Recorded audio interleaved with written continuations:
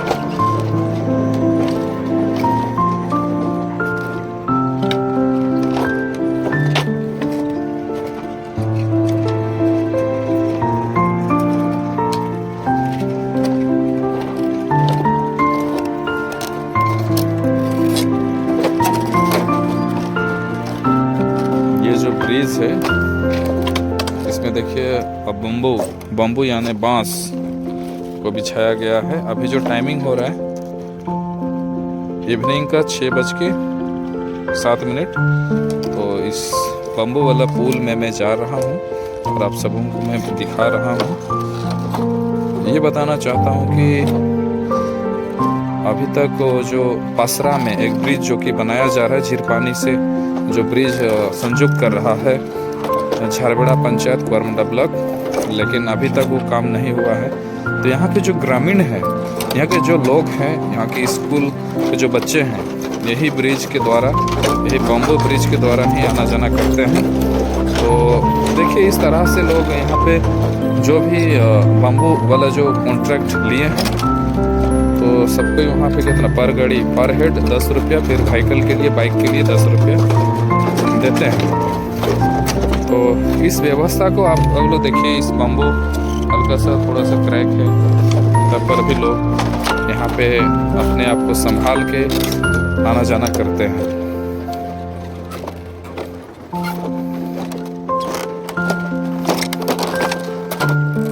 इधर ये जो नदी है कोयल नदी है।